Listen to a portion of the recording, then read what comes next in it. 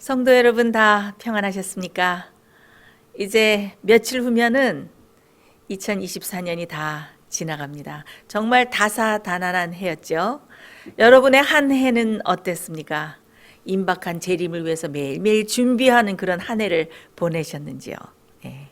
이제 며칠 남지 않은 이 한 해를 잘 마무리하시면서 여러분 자신을 돌아보시고 또 주님과 함께 깊은 회개의 경험을 가지면서 한 해를 보내고 새해를 맞기 위해 준비하시는 성도 여러분 되시기를 간절히 바랍니다.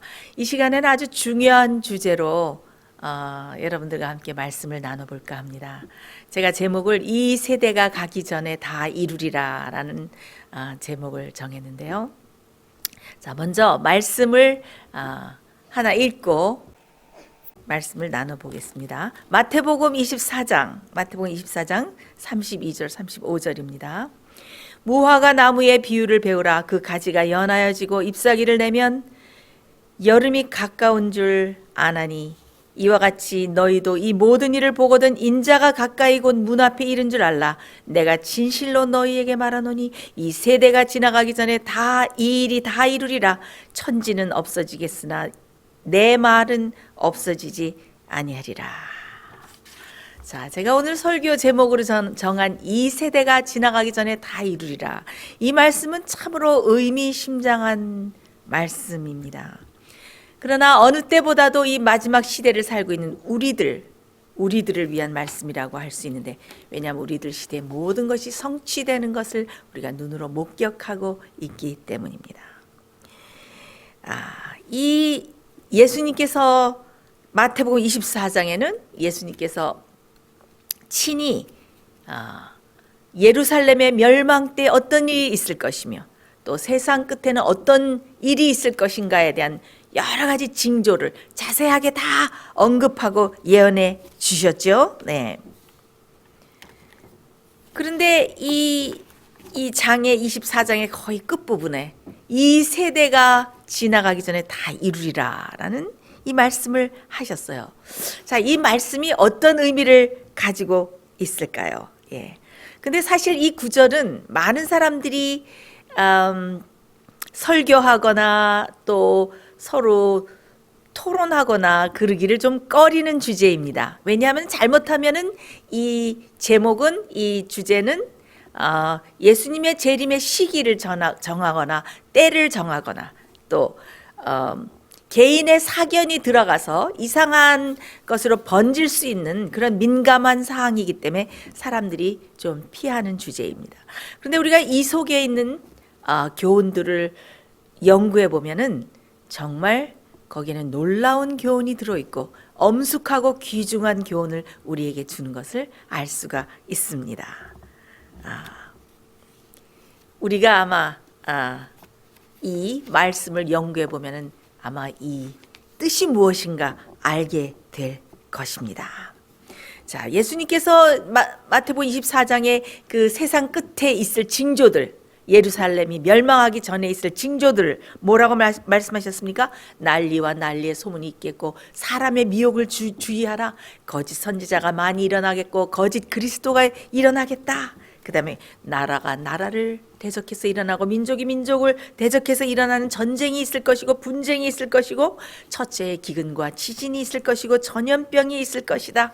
그리고 또 무슨 말씀하셨습니까? 1월 성신의 징조가 있을 것이라고 또 말씀하셨습니다. 이런 모든 징조들을 말씀하신 다음에 예수님께서 뭐라고 말씀하셨습니까? 거기 특별히 무화과 나무의 비유를 배우라. 가지가 연하여지고 잎사귀가 무성해지면은 여름이 가까워진 자다. 왜 무화과 나무의 교훈을 배우라고 하필이면 무화과 나무의 교훈을 말씀하셨을까요? 네. 우리가 잘 알지만은 그 마태복음 한번 읽고 지나갈까요? 말씀을 마태복음 11장 13절로 14절.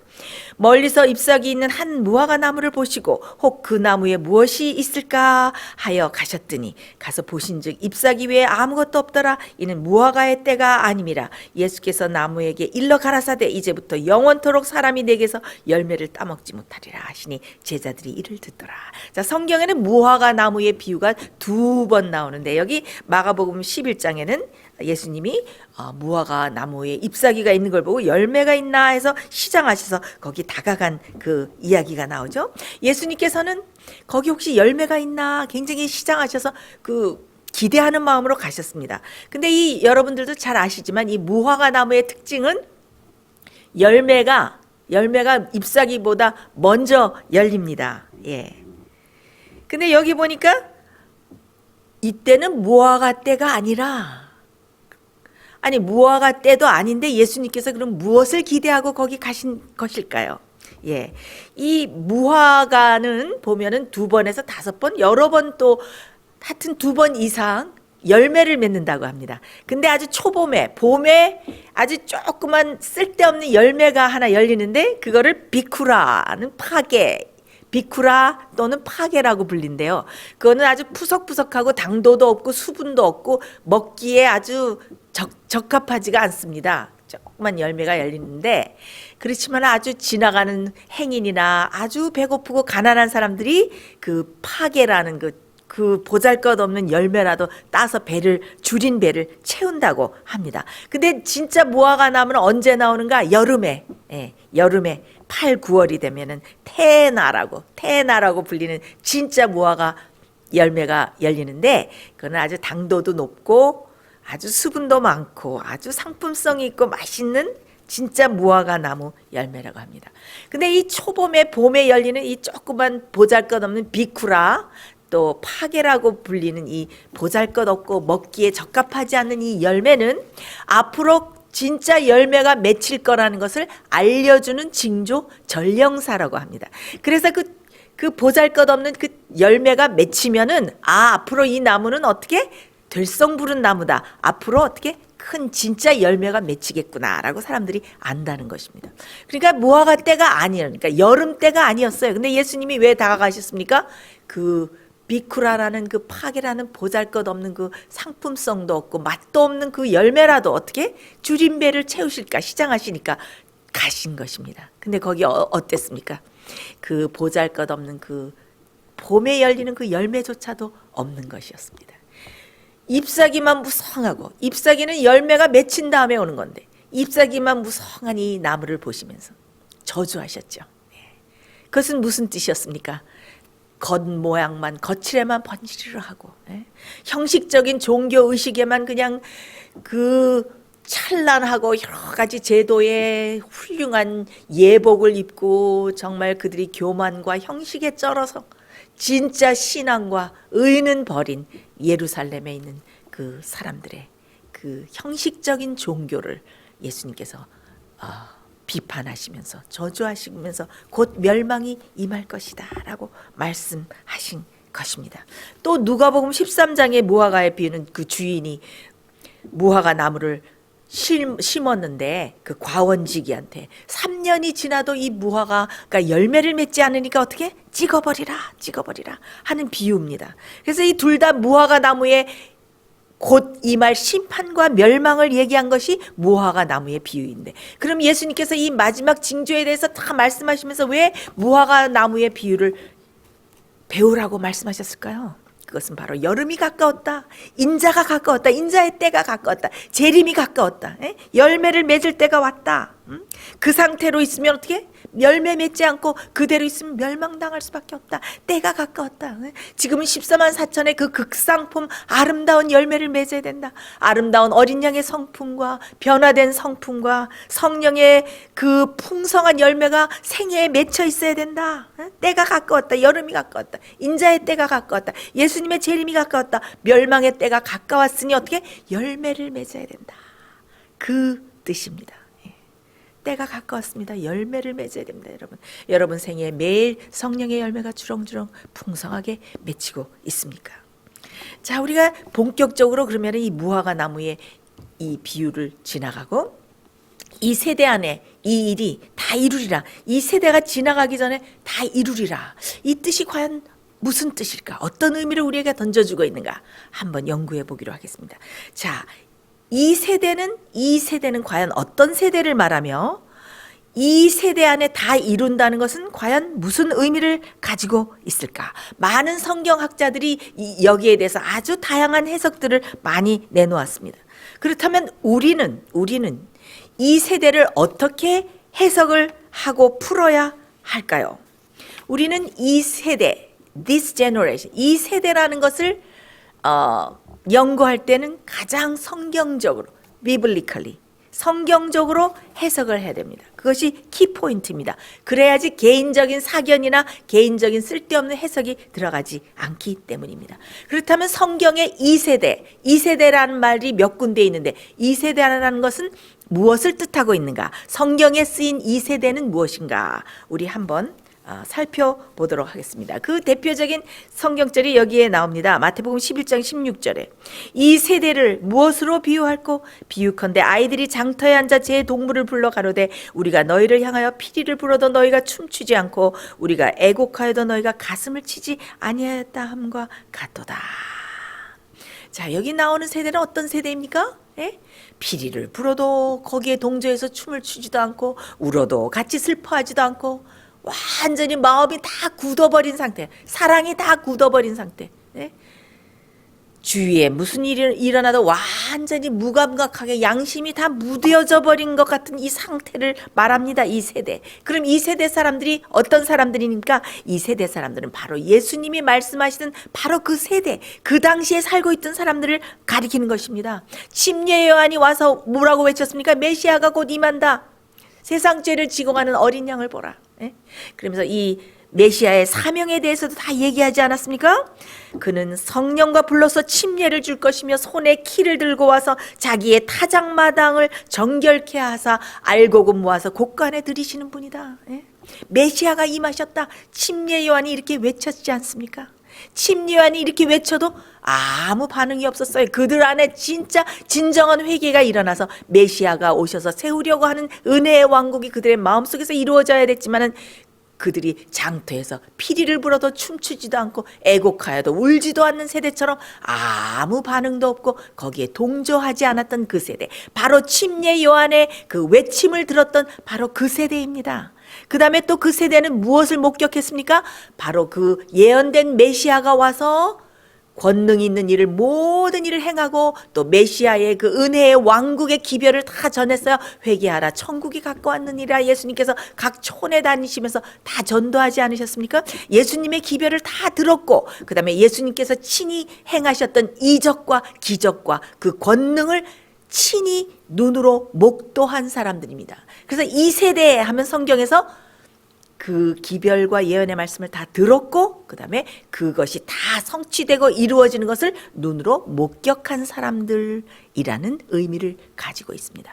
바로 이 세대가 어떤 세대였습니까? 이 세대가 바로 예수님께서 돌 하나도 돌 하나 위에 첨 놓이지 아니하고 이 성이 다 무너지리라고 한 그 경고의 말씀, 마태복음 24장에 얘기한 모든 그 징조, 멸망의 징조, 예루살렘이 멸망하기 전에 말씀하셨던 모든 난리의 소문, 그 다음에 기근이 있을 것이며 핍박이 있을 것이며 뭐 1월 성신의 징조가 있을, 이 모든 것들을 어떻게? 이 예언이 그대로 그 말씀을 예수님이 마태복음 24장에 하셨던 모든 말씀을 들었고 그 다음에 그들의 세대 안에 이 모든 일이 어떻게? 그대로 성취되었던 것을 목격한 사람들입니다. 그래서 예수님께서 당신을 핍박하던 사람들, 그 다음에 어떻게 해요?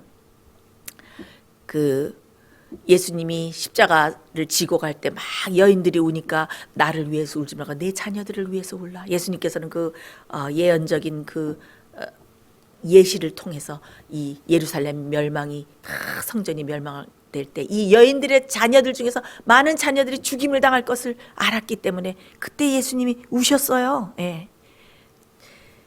그들이 그 제사장의 무리들 중에서도 마지막 멸망에 그 참여할 사람들이 많았기 때문에 예수님께서 눈물을 흘리셨던 것을 알 수 있었습니다. 그래서 예수님의 이 예언의 말씀을 들은 사람들이 바로 그 일들이 다 성취되는 것을 바로 목격했던 사람들이고 예루살렘 멸망 때 멸망을 당했던 것입니다. 이 사람들이 무엇을 목격하셨습니까? 마태복음 24장 15절 20절에 다니엘이 말한 바 멸망에 가증한 것이 거룩한 곳에 선 것을 보고도 다 산으로 도망가라. 멸망에 가증한 것이 거룩한 곳에 선 것을 본 사람들이에요. 그렇죠? 그리고 누가복음 21장 20절 군대가 예루살렘을 에워싸는 것을 보고던 도망하라. 군대가 예루살렘을 에워싸는 것을 다 본 사람들이 그 세대 안에 이 멸망이 이루어졌던 것을 알 수가 있습니다. 누가복음 11장 50절을 한번 읽을까요? 거기에 대표적으로 예수님이 이렇게 말씀하셨습니다. 창세 이후로 흘린 모든 선지자의 피를 이 세대가 담당할 것이다. 담당하되. 그러니까 이 세대가 무엇을? 메시아를 거절했기 때문에 그들이 메시아를 거절했던 무엇을 받는 것입니까? 그 대가를 다 치르게 되는 것입니다. 그래서 그들이 아주 참혹한 예루살렘의 멸망과 함께 유대 백성이 완전히 심판을 받고 멸망하는 그 참혹했던 AD 70년의 예루살렘 멸망을 이 세대가 다 보았고 그들 사람들의 생전에 그 사람들 그 세대의 생전에 문자적으로 이것이 다 실현되었던 것입니다. 그러므로 이 세대라고 말하면 이 세대의 1차적인 의미, 1차적으로 우리가 결론을 내릴 수 있는 것은 예수님의 경고의 말씀, 예언의 말씀을 다 들은 사람들, 그 다음에 그 예언의 말씀을 들었을 뿐만 아니라 그 징조들이 다 성취되어 가는 것을 눈으로 차례대로 그 징조가 일어나는 것을 다 눈으로 목격한 사람들, 그 다음에 마지막으로 그 군대가 예루살렘을 다 포위해서 그 멸망이 되는 것을 목격하고 그 다음에 그 멸망에 함께 참여해서 죽음을 당한 사람들을 어떻게 이 세대라고 칭했고 이 세대라고 이 성경에 쓰여진 것을 알 수가 있습니다. 자, 그렇다면은 우리 한번 살펴볼까요? 진짜 그 예루살렘 멸망이 오기 전에 예수님께서 말씀했던 그 징조들이 일어났을까요? 네, 그렇습니다. 그때 거짓 메시아, 거짓 그리스도가 많이 일어났습니다. 요세푸스란 사람이 유대 전쟁사와 유대 고대사를 쓴 사람으로 아주 유명한 역사학자죠. 그 사람의 그 책에 보면은 그 당시 문하햄 또 튜다스라는 여러 명의 아주 유명한 거짓 메시아과 거짓 선지자들이 일어나서 내가 그리스도라 하면서 많은 사람들을 설득해가지고 수천 명이 거기 동조해서 몰려다니고 막 그랬던 것을 알 수가 있습니다. 그 당시에 또 난리의 소문이 있었을까요? 난리의 소문이 있었습니다. 그 당시에 이스라엘에는 난리와 전쟁의 소문이 아주 많이 파다했는데 그 중에 일부는 셀로 땅이라는 그 광신파들이 있었어요. 그 사람들이 아주 난리와 그 전쟁 민족 간의 이런 것들을 일으키면서 굉장히 난리를 많이 일으켰습니다. 또한 그들이 권력과 대제사장직을 통해서 또 제사장들 이런 파벌 간의 그 권력을 쟁취하기 위해서 또 로마의 환심을 사고 또 자기가 이 유대 민족의 이 권력을 장악하기 위해서 민족 간의 파벌 간에 굉장한 그 싸움들이 많아서 많은 그 비참한 살인과 독살하는 일과 이런 것들이 일어나는 것을 알 수가 있습니다. 예수님께서 말씀하신 그 징조들이 그때 그대로 있었어요.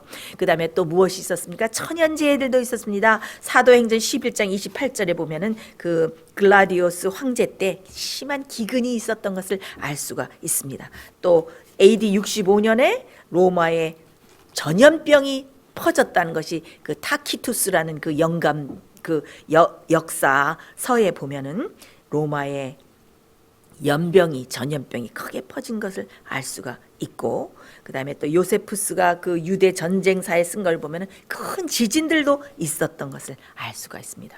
또 그 당시에 무엇이 있었습니까? 핍박도 일어났죠. 네, 스데반의 그 순교서부터 그 예루살렘이 멸망할 때까지 그 네로 황제와 무서운 핍박들이 일어났던 것을 알 수가 있습니다. 그 다음에 가장 큰 증거가 무엇이었습니까? 멸망에 가증한 것이 거룩한 것을 둘러싸는 일이 드디어 일어나지 않았습니까? 마침내 로마 군대가 예루살렘을 포위했습니다. 예.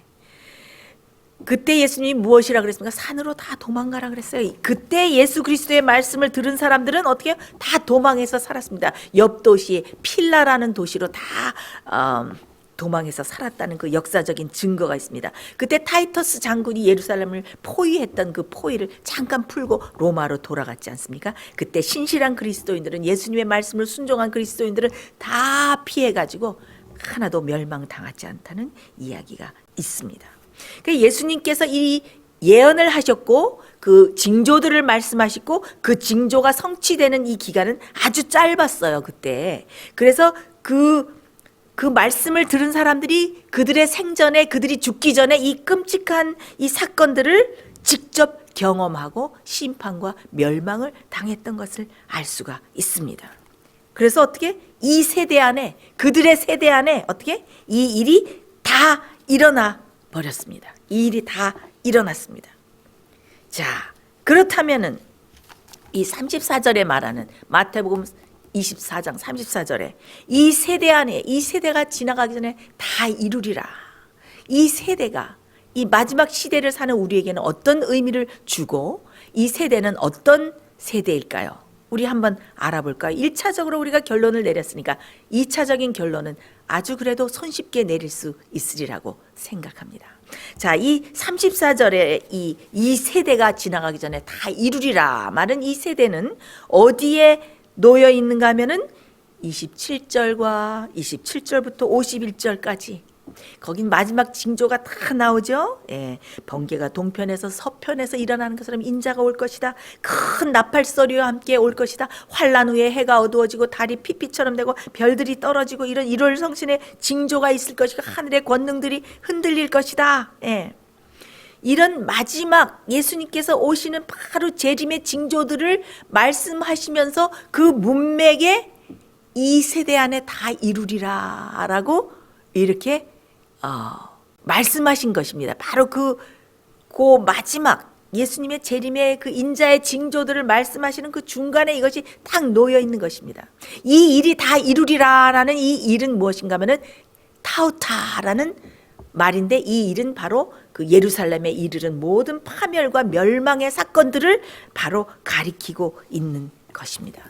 여러분, 지금 예수님께서 말씀하신 이 모든 마지막 징조, 세상 끝의 징조들이 지금 일어나고 있습니까?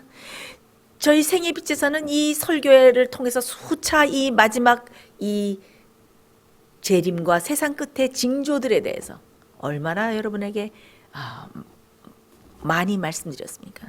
더 이상 제가 말씀드리지 않아도 될 만큼 여러분들 많이 들으셨을 줄 믿습니다.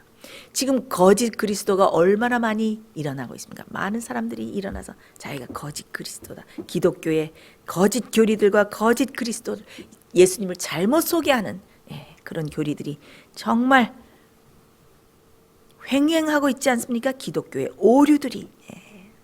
한국만 해도 자기가 그리스도고 메시아라는 그런 광신적인 교주들도 너무너무 많지 않습니까? 우리를 미혹하는 그런 교리들이 있는데, 영감의 글에 보면은 재림교회 아닐지라도 마지막 때에는 무엇이 불 것이다? 온갖 교리의 바람이 불 것이고 주도 많고 신도 많을 것이다. 다 그리스도에 대해서 이것이 맞다 저것이 맞다 라고 다 말할 것이다 라고 되어 있습니다. 이것이 무엇인가? 바로 사람의 미혹입니다. 예수님께서 제일 먼저 뭐라고 말씀하셨습니까?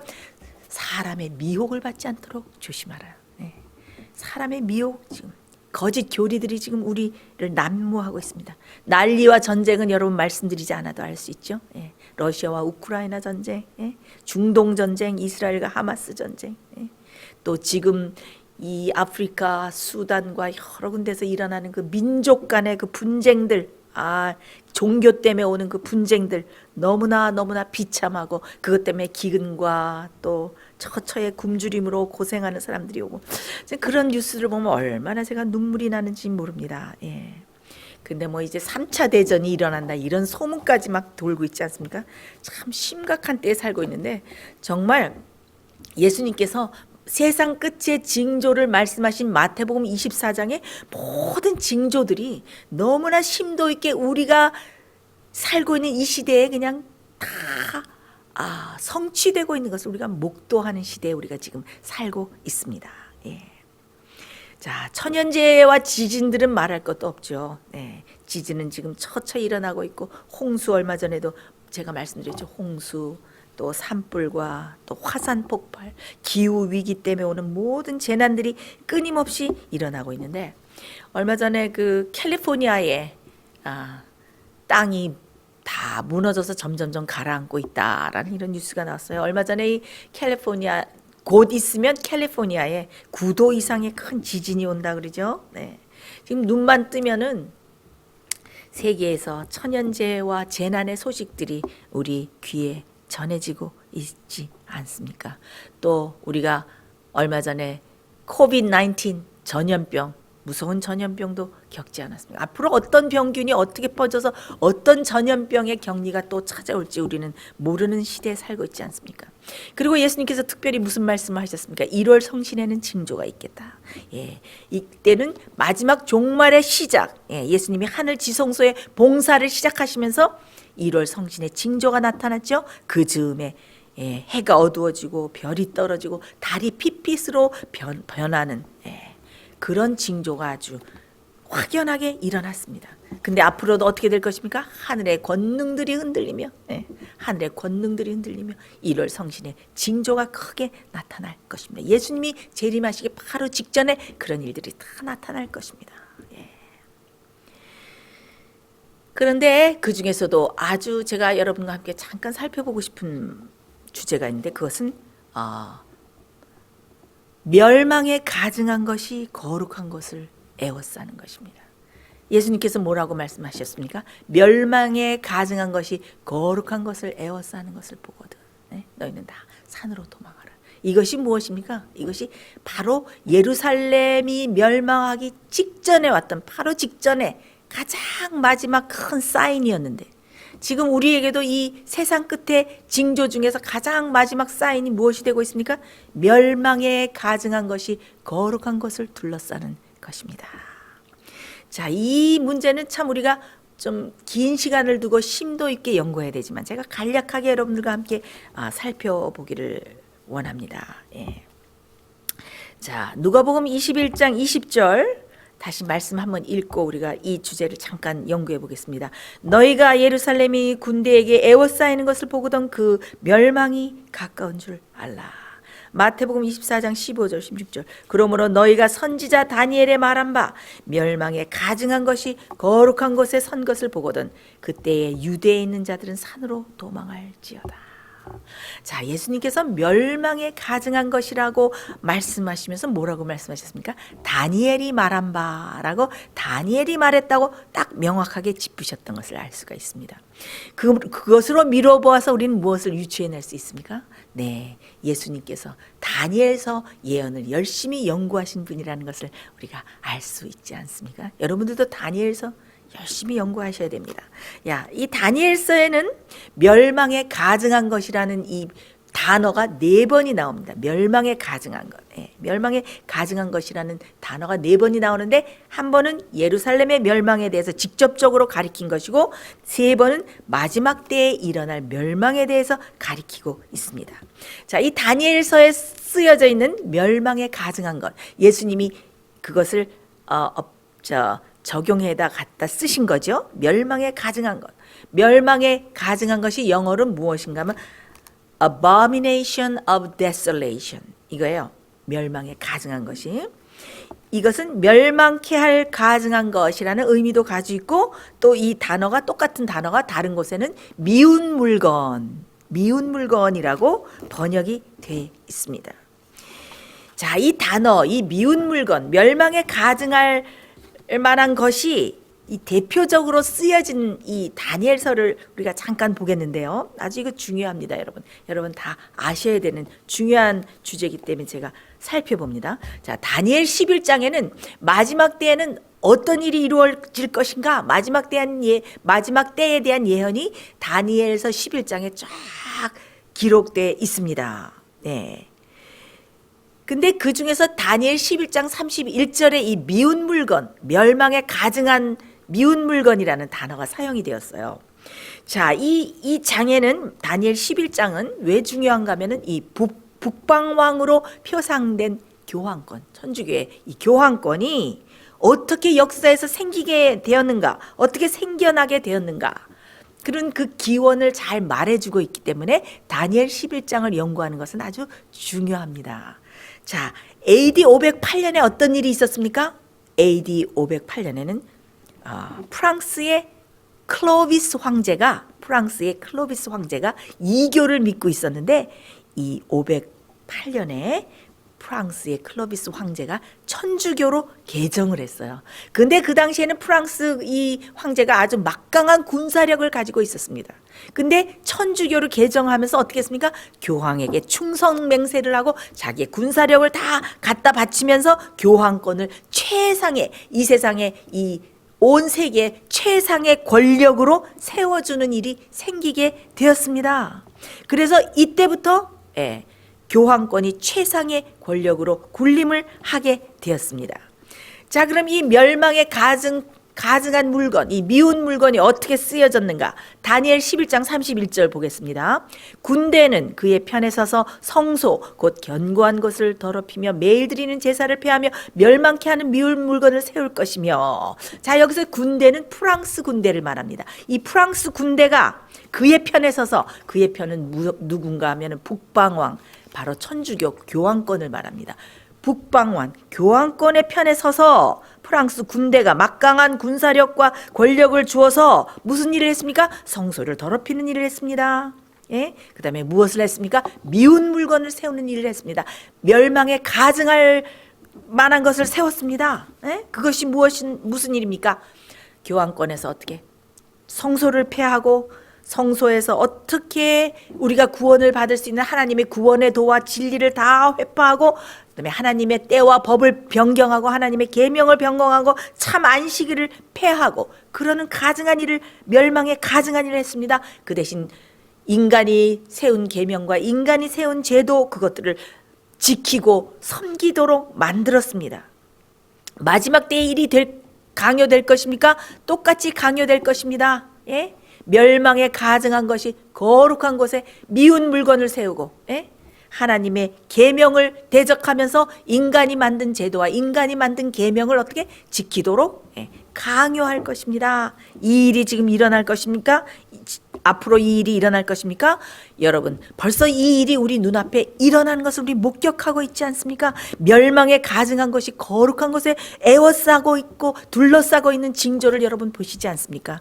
저희가 여러 번 설교에서 말씀드리고 있지 않습니까? 예. 자, 여기와 관련되는 중요한 말씀을 하나 보십시다. 다니엘 11장 45절. 그가 장막궁전을 바다와 영화롭고 거룩한 산 사이에 베풀 것이나 그의 끝이 이르리니 도와줄 자가 없으리라. 이것이 무슨 말씀인지 아십니까? 마지막 때에 그가, 북방왕 교황권이 어디에 들어와서? 영화로운 땅 미국에 들어와서 장막궁전을 세울 것이다. 왜 영화로운 땅이 미국입니까? 옛날에 이 영화로운 땅은 원래 이스라엘이 기업으로 받은 약속된 땅이지만은 십자가 이후에는 이 영적인 이스라엘이 기업으로 받는 땅, 하나님의 참 백성이 핍박을 피해서 종교의 자유를 누리기 위해서 온 이 영화로운 땅은 미국을 가리킵니다. 이 플레저 랜드예요. 자, 그래서 이 교황권이 어떻게 미국에 들어와서 무엇을 베푼다? 장막궁전을 베푸는 이 장막궁전은 큰 막사 텐트입니다. 전쟁 시에 그 전쟁의 우두머리가, 전쟁의 장수가 그 텐트에 들어와서 작전을 세우고 싸우기 위해서 세우는 장막 텐트를 세우고, 어떻게? 그 다음에 영화롭고 거룩한 산이 무엇입니까? 바로 미국의 거룩한 산, 하나님의 교회, 종교계를 어떻게? 통치하는 것입니다. 거기에 군림하는 것입니다. 그러니까 영적으로 이것을 해석하면은 무슨 말이 되는 것입니까? 교황권이 미국에 무엇을 세운다는 뜻입니까? 군대와 정치와 종교가 결탁해서 미운 물건, 바로 멸망에 가증한 것, 짐승의 우상을 세우고 짐승의 표를 강요하는 것을 바로 가리키는 예언인 것입니다. 자, 멸망에 가증한 것이 거룩한 곳에 서는 일이 벌써 미국에 생기고 있습니까? 그렇습니다. 생기고 있습니다. 로마 군대가 성전을 에워쌌듯이 종교와 정치가 연합하고 교황권을 선두로 해서 짐승을 세우고 짐승의 표를 강요하는 일이 막 시작되는 것이 보이지 않습니까? 트럼프 행정부가 들어서면서 미국이 용처럼 말하기 시작하면서 지금 그 모든 권세를 종교와 정치가 연합해서 그 멸망에 가증할 만한 미운 물건을 세우는 일이 지금 그 착수에 들어가지 않았습니까? 여러분, 얼마나 심각한 때에 우리가 살고 있습니까? 그러면 어떻게 되는 것입니까? 예수님께서 이 마지막 때 세상 끝에 이런 징조가 있으리라. 어떤 징조? 거짓 그리스도가 일어나고 첫째에 기근과 지진이 있고 민족과 민족이 대적하여 일어나고 1월 성신의 징조가 있고 이런 모든 일에 대해서 경고를 받은 사람들이, 그 다음에 그 경고가 그 예언의 말씀이 성취되어 가는 것을 목격하는 사람들이, 그 다음에 어떻게 거룩한 곳에 멸망에 가증한 것이 에워싸는 것을 보는 그 세대가 바로 이 세대가 바로 이 세대 안에 모든 것이 이루어질 것이다. 무엇이 이루어질 것이다? 인자 예수님께서 재림하시는 일이 이루어질 것이다. 바로 그 말씀입니다, 여러분. 이 시대 안에 다 이루어질 것이다. 이 시대가 지나가기 전에 다 이루어질 것이다. 이 세대는 어떤 세대입니까? 예수님께서 경고하시고 열거하신 모든 마지막 징조의 그 사인들을 보는 세대, 그 징조가 그대로 이루어지고 성취되는 것을 목격하는 시대, 그 다음에 가장 마지막 사인이 무엇입니까? 멸망에 가증한 것이 거룩한 곳에 서는 것. 미운 물건을 세우고 짐승의 우상을 세우고 짐승의 표를 강요하는 일이 일어나려고 애워싸는 것을 목격하는 그 시대 안에 무엇이 올 것이다? 예수님께서 재림하실 것이다 라는 말씀입니다. 저는 예수님께서 언제 오신다, 몇 년에 오신다 그런 말씀을 드리지는 않습니다.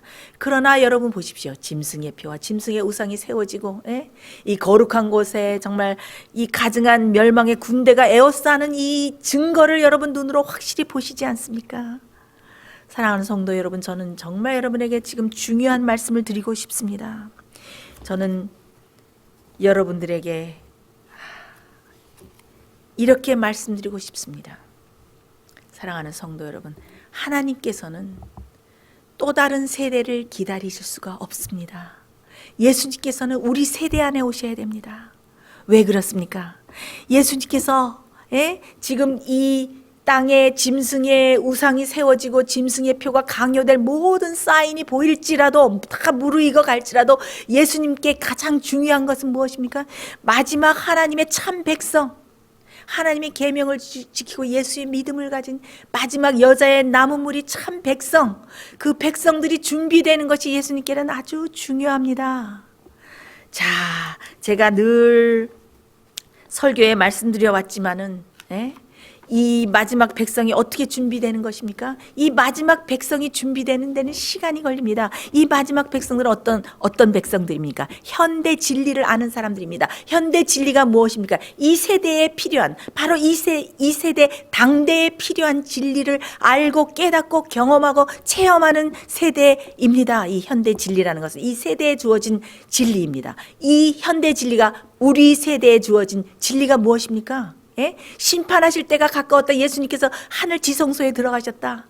우리가 진짜 믿음으로 의로워져야 된다. 예수님께서 우리와 똑같은 인성을 쓰시고 오셔서 의로운 생애를 살게 해주시고, 우리가 진짜 믿음으로 그 의로운 생애를 받아들일 때 어떻게 예수님께서 우리 속에 임재해 계셔서 우리도 의로운 생애를 살 수 있다. 믿음으로 어떻게 의로워지는지를 진짜 믿음으로 체험하고 예수님께 세워놓으신 이 의를 받는 이 진짜 경험을 하는, 진짜 믿음을 가진 사람들, 이 현대 진리를 체험하는 사람들, 심판의 때가 가까운 것을 알고 이제 중보의 사역이 곧 마칠 때가 온 것을 알고 은혜의 시기가 곧 마칠 것을 알면서 준비하는 백성들, 이런 현대 진리를 이해하는 백성들이 생겨나야 하는 것입니다.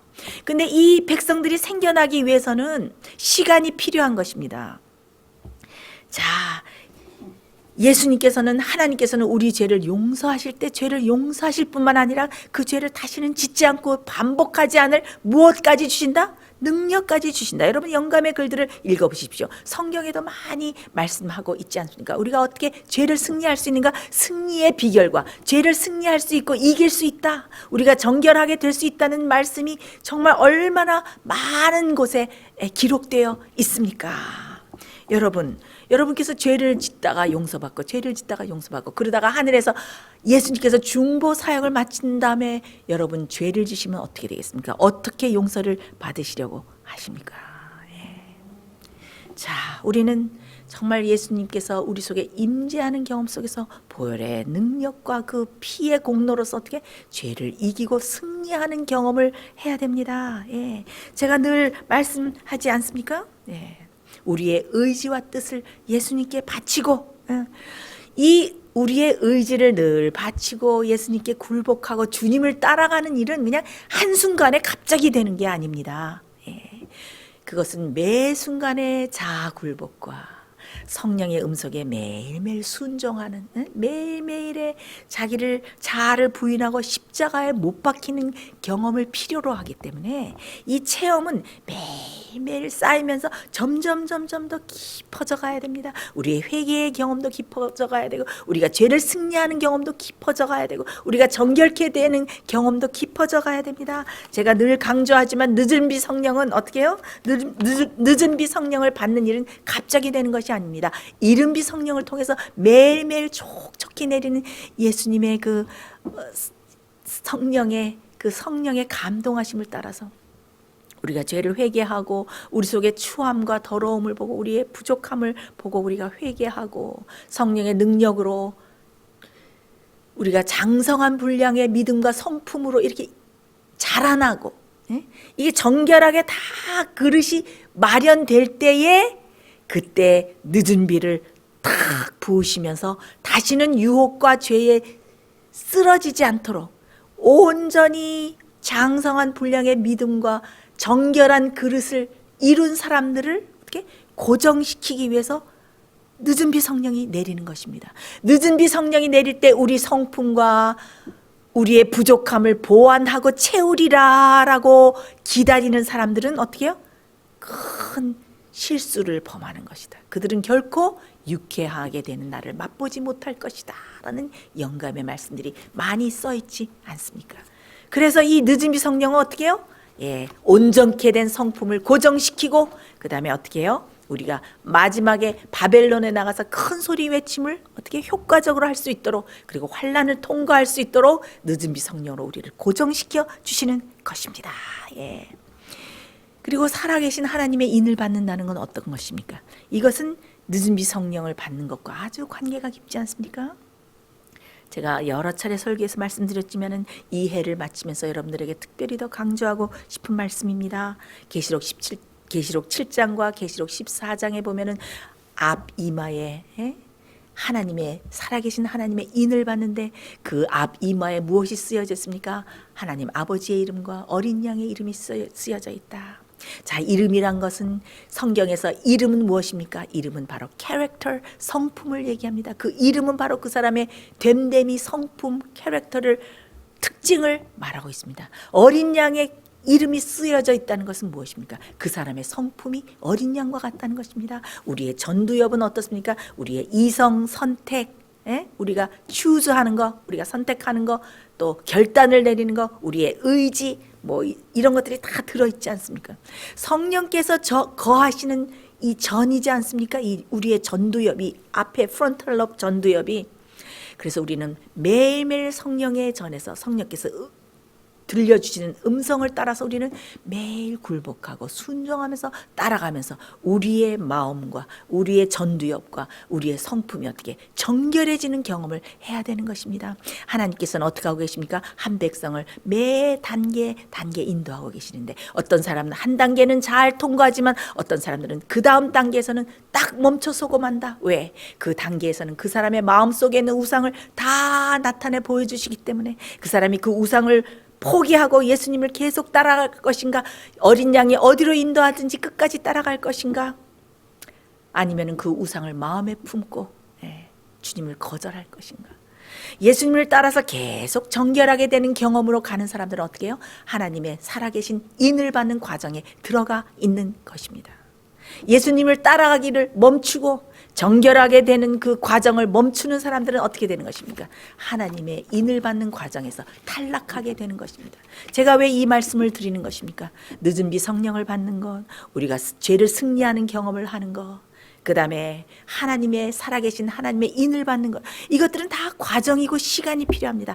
단시간에 하루아침에 이루어지는 것이 아닙니다. 하나님께서 마지막 백성, 한 백성, 남은 백성을 양산하시고 만들기 위해서는 한 세대가, 한 세기가 필요한 것입니다. 하나님께서는 그 백성을 기다리시기 위해서 또 다른 세기, 또 다른 100년, 또 다른 1세기를 기다리실 수가 없습니다. 이 일은 언제 일어나야 됩니까? 바로 이 시대 안에 일어나야 되는 것입니다. 사랑하는 성도 여러분, 예수님께서 모든 징조를 우리에게 보여주셨는데, 그 징조를 말씀해 주셨는데, 그 징조가 우리 눈앞에서 다 이루어지고 있지 않습니까? 마지막으로 성취돼야 되는 예언이 무엇입니까? 멸망에 가증한 것이 거룩한 곳을 에워싸는 것을 보거든. 그런데 우리는 그 마지막 예언조차도 지금 우리 눈앞에서 그대로 성취되는 것을 목격하는 세대 아닙니까? 그렇다면 예수님의 말씀이 이 세대 안에, 이 세대가 지나가기 전에 다 이루리라는 말씀은 우리에게 어떤 의미를 던져주고 있습니까? 이 모든 예언이 성취되는 것을 목격하고, 그 다음에 그 마지막 짐승의 표에, 그 마지막 짐승의 우상이 세워지는 그 마지막 예언이 성취되는 것을 목격하는 그 시대 안에 무엇이 이룰 것이다? 예수님께서 재림하실 것이고 이 세상의 멸망과 심판이 이르를 것이다 라는 말씀입니다. 사랑하는 성도 여러분, 우리는 정말 엄숙한 시대에 살고 있습니다. 이 세대 안으로, 우리가 살고 있는 이 세대 안으로 모든 것이 이루어질 것이며 모든 것이 이루어지는 것을 우리는 목도하게 될 것입니다. 사랑하는 성도 여러분, 이 해를 마치면서 여러분 마음속에는 어떤 생각이 오가고 있습니까? 여러분은 정말 이 세상에 빠져서 이 세상의 명예와 재물과 쾌락과 또 쓸데없는 것들에 빠져서 생활의 염려와 근심에 빠져서 여러분들의 마음이 혹시 방황하고 있지는 않습니까? 여러분 깨어나십시오. 2024년을 보내면서 주님 앞에 무릎을 꿇고 정말 두 손을 모으고 여러분의 모든 1년 동안에, 아니 온 생애 동안에 죄를 다 자복하십시오. 다 회개하십시오. 그리고 정결한 마음을 가지고 그 다음에 정말 새로운 해 주님께서 늦은 비 성령을 여러분의 마음속에 내려주실 때 여러분께서 그 늦은 비 성령을 받을 수 있는 넉넉한 거룩한 성도가 될 수 있도록 여러분 열심히 기도하시기 바랍니다. 그래서 정말 우리 생애에 영광스러운, 우리 생전에 영광스러운 예수님의 재림을 목도하는 그런 놀라운 일을 체험하는 우리 모두 되시기를 간절히 바랍니다. 우리 다 같이 기도하겠습니다. 하늘에 계신 하나님 아버지, 예수님께서 말씀해 주신 마지막 세상 끝의 징조가 다 이루어지고 또 마지막으로 주신 멸망에 가증한 것이 거룩한 것을 에워싸는 그 마지막 예언의 징조조차도 우리 눈앞에서 다 성취되고 가고 목격하고 가고 있는 이 세대에 우리가 살고 있습니다. 이 모든 징조들을 가르쳐 주신 것을 감사하게 생각하고 또 이 징조들이 이루어지는 것을 목격할 수 있는 이 세대에 살 수 있도록 해주셔서 감사합니다. 그러나 주여, 정말 우리가 주님을 맞기에 너무나 부족한 상태에 있사오니 우리를 불쌍히 여기시고 성령님을 보내주시고 우리 마음속에 역사하셔서 예수님의 영광스러운 재림을 넉넉히 맞이할 수 있는 거룩한 성도로 만들어 주시기를 간절히 간구하고 원하옵나이다. 2024년 이 해를 마치면서 우리가 주님 앞에 재헌신하고 회개하고 정말 새로운 한 해를 맞고 새해에는 꼭 늦은 비 성령을 받을 수 있는 거룩한 성도들 될 수 있도록 축복하여 주시옵기를 예수님 이름으로 간절히 기도드리옵나이다. 아멘.